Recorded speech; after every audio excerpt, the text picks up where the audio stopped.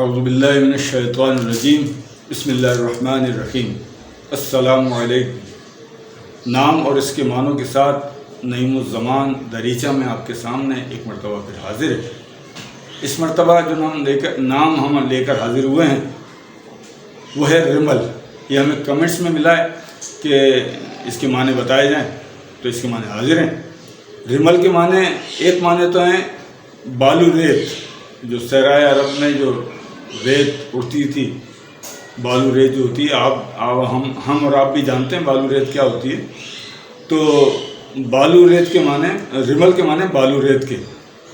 پھر اسی طرح سے ایک اور معنی وہ ہیں طواف کے پہلے 3 چکروں میں جو طواف کرنے والا اکڑ کے چلتا ہے، اکڑ کے چلنا، اترا کے چلنا، اٹھلا کے چلنا یا روب دبدبے کے ساتھ چلنا، اس کے یہ معنی بنے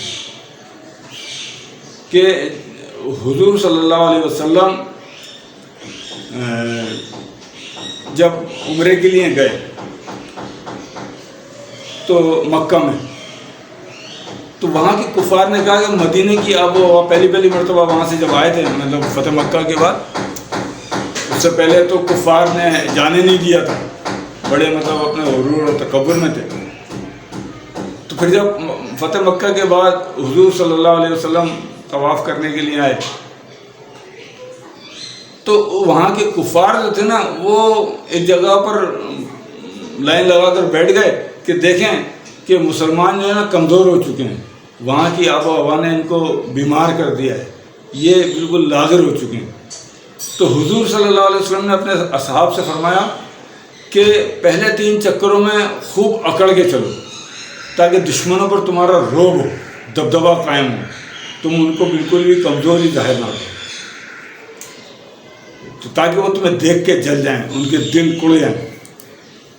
تو اسی طرح سے جب یہ طواف شروع ہوا پہلی مرتبہ، تو صحابہ اکرام خوب اکڑ کے چلتے، بلکہ انہوں نے ایک اپنا کندھا بھی کھول دیا، ایک کندھا بھی کھولنے کا حکم ہو گیا مردوں کے لیے کہ انہوں نے کندھے کے نیچے سے وہ اس کو چادر کو نکالا، کندھا کھلا چھوڑ دیا تاکہ ان کی طاقت نظر آئے، اور وہ جو ہے نا خوب اکڑ کے چلے اور دشمن جو ہے وہ جل بن گیا۔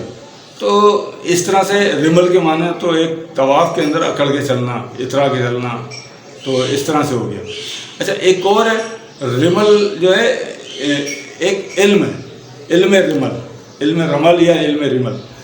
تو یہ امام جعفر صادق رضی اللہ تعالیٰ عنہ سے منسوب ہے کہ آپ نے اس علم کو فروغ دیا، اس کو رائج کیا۔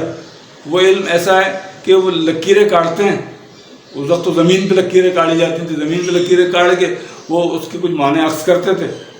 تو اس کی ایک مثال میں آپ کو بتاتا چلوں کہ آج کل جو کتابوں میں ہمیں یہ مثال کے ساتھ اس کی تعریف ملتی ہے کہ پوچھنے والے نے علم رمل کے جاننے والے سے پوچھا کہ بتاؤ امام رضا کے معاملے میں کیا ہوا، ان کو کس طرح سے قتل کیا گیا؟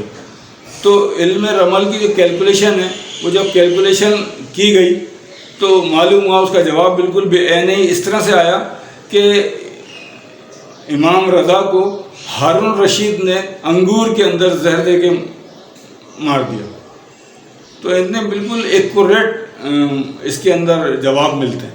یہ ہے علم رمل، امام جعفر صادق رضی اللہ تعالیٰ عنہ سے منسوب ہے، اور یہ حضرت ادریس علیہ السلام سے بھی منسوب ہے۔ یعنی ابتدا مطلب یوں سمجھ لیں کہ اس کی ادریس علیہ السلام نے کی، اور موجودہ دور میں یہ سمجھ لیں کہ امام جعفر صادق رضی اللہ تعالیٰ عنہ نے اس کو فروغ دیا۔ تو یہ مختصر سے رمل کے معنی۔ امید ہے آپ کو پسند آئے ہوں گے۔ اگر پسند آئے تو ہمیں ضرور کمنٹس کریں، لائک کریں، اور فقط والسلام، السلام علیکم۔